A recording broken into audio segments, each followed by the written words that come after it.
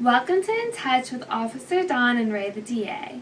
I am your host, Allison Beck, and today Officer Dawn and Ray the DA discuss the high cost of crime and how it's outrageous for victims. Thank you for listening, and please join us next time. Slugs in prison. We're incarcerating them. And if you'll remember, back in 2007 or 8, we had the lowest crime rate in Lexington, Kentucky in the past 33 years. Then the legislature started feeling comfortable, started thinking, well, we got a lot of people in prison. We can't afford to keep people in custody, you see, because it costs too much. And so they started doing the same thing that they did back in the 1960s, and that's not sending people to prison. You see, now there's a different element involved, and that's drugs. And so they said, we're going to start treating everybody. And so we're going to let them out, and they're going to get treatment. Well, guess what? They're letting them out, but they got no money to pay for treatment. And treatment is expensive. And they also, under the mistaken impression that everybody on dope wants off dope. And that's not true.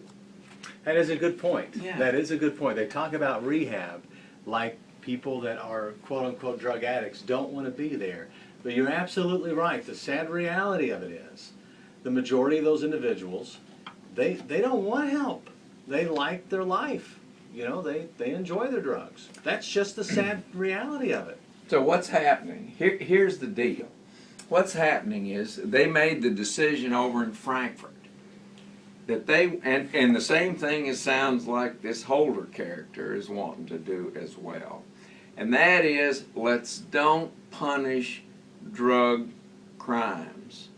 Let's cause them to get treatment and not send them to prison. So what happens is they're pushing all of these people out of jails and prisons, or not sending them in the first place, telling them to go out and get treatment. You go do it yourself, right?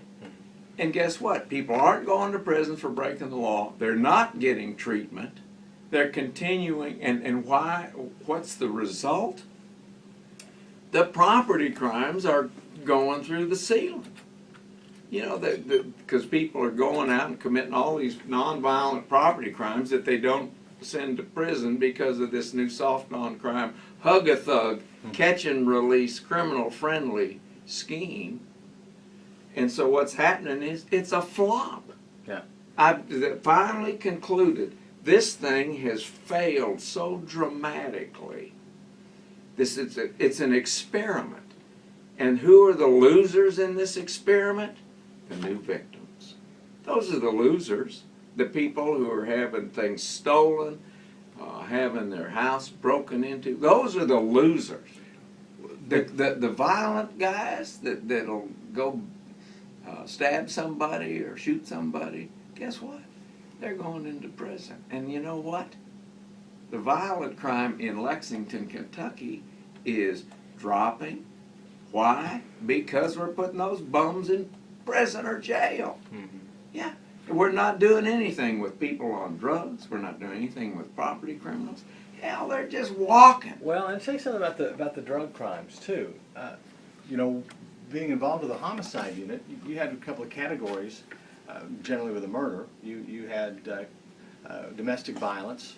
That takes a big chunk of your number of homicides. Mostly alcohol involved there. And then you have robbery. People get killed during robberies, and then you have people killed as related to drug activity, and almost always the robberies were connected to drug activity as well. So the point is, these so-called low-level drug offenses lead to murder. And almost every murder that you work that's not domestic related is related to drugs. Sure. So by not incarcerating these folks, you are going to see an increase in the more violent crimes.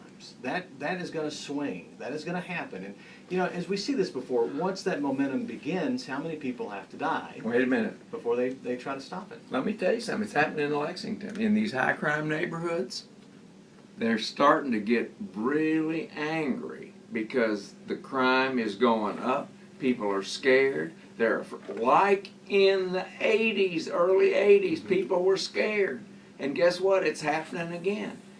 We just are too damn stupid to learn lessons from the past. And so we do it again. It drives me crazy. And I want to, if I can, I kind of like to shift over to this, we can't afford to keep people in prison, right? Mm-hmm. Well, let me tell you something. Nobody has really done a real cost of crime analysis. Now, in this book that I was telling you about, a guy named Mark Cohen, back in 1985, did a study on that. Now, typically they say, here's the, if I put a gun on you in the parking lot and said, give me your money. Arrest somebody for one of these so-called low-level drug crimes, and this person wants to deal, and he says, listen, you know, if you'll let me go on this possession of marijuana or on this possession of cocaine, or at least if you'll work with me, I'll give up this burglar that's been eating you guys up, because they all know one another. Mm-hmm. And then he rolls, and then there you go. You have to take the lesser of the evil sometimes. Damned if you do, damned if you don't. But that's the kind of situation that you have. That's how you get information. But by Eric Holder saying we're not going to prosecute these so-called low-level people, what he really means, we're not going to prosecute the drug dealers that we've been dealing down to low level, is what he's saying. No, they don't. They just don't do them. They just do not do them. But it also takes away the tools that police officers need on Right. the street. Okay, actually, we're out of time. We'll see you next week on In Time.